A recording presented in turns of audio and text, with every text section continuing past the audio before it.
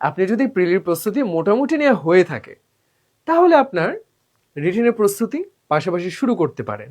কোনটা দিয়ে শুরু করবেন? যেই টপিকগুলো দেখবেন প্রিলি রিটেন কমন পড়ে যাচ্ছে সেগুলো আগে আপনি পড়ে ফেলেন। আর যদি একেবারে নতুন হয়ে থাকেন তাহলে বাবা দরকার নাই, একসাথে এত কিছু হজম হবে না।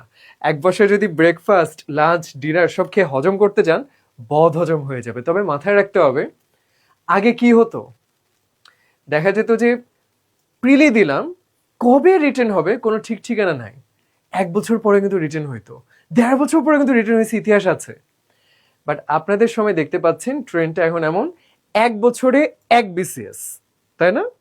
তাহলে প্রিলি যদি জানুয়ারিতে হয় শেষের দিকে, ফেব্রুয়ারি ধরি, আপনার রিটেন কিন্তু মার্চ এপ্রিলে হয়ে যেতে পারে।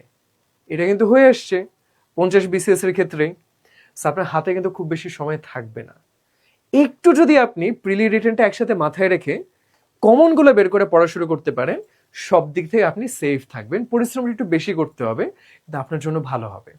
আমরা এখানে যদি দেখি রিডিং কম্প্রিহেনশন কি আছে, একটা প্যাসেজ দেওয়া থাকবে, তাই না? সেটার পর আমাদের কিছু প্রশ্ন উত্তর করতে হবে। আমরা প্র্যাকটিস করতে করতে জিনিসটা শিখবো। কিছু গ্রামারের ব্যাপার থাকবে, এটাতে ভয় পাওয়ার কিছুই নাই। তবে কিছু মার্ক কাটা যাবে। প্রশ্ন উত্তরে তো ফুল মার্ক আপনাকে হয়তো দিবে না, তাই না? একটু একটু কাটবে, কিন্তু ভয় পাওয়ার কিছু নাই। আচ্ছা, সামারি লিখতে হবে, তাই তো? আচ্ছা, এখানেও কিন্তু একটু মানে পুরো মার্কটা আপনাকে দিবে না, তো একটু কষ্ট হবে। লেটার লিখতে হবে, এখানেও কিন্তু আপনাকে পুরো মার্কটা দিবে না, তাই না? এখানে কিন্তু এই দুইটা মিলাই 60 মার্ক, রাইট? ওকে, এখানে মানে ভুলে 60 লেখা, সামারিতে তো 60 মার্ক থাকবে না, থাকবে আর কি একটা সার্টেন মার্ক থাকবে। ওকে, গুড।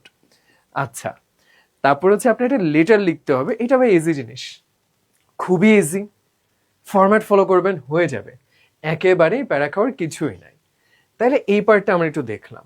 এরপরে কি আছে ভাই? এসে যে লিখতে হবে, এটা আমার খুব মজা লাগে, কেন জানেন? রিটেনে ম্যাথে হলো 50 মার্ক, এত কষ্ট করে এত ম্যাথ করে সে মাত্র 50 মার্ক। আর এখানে ইংলিশে জাস্ট 2টা অ্যাসে, তাই না? আগে তো একটা অ্যাসে আসতো, এখন প্রায় 2টাও আসে মাঝে মধ্যে, ঠিক ঠিকানা নাই। 2টা অ্যাসেতে 50 মার্ক, তাহলে বুঝে দেখেন ক্যাডার হওয়ার পিছনে এইসব জায়গার কত গুরুত্ব।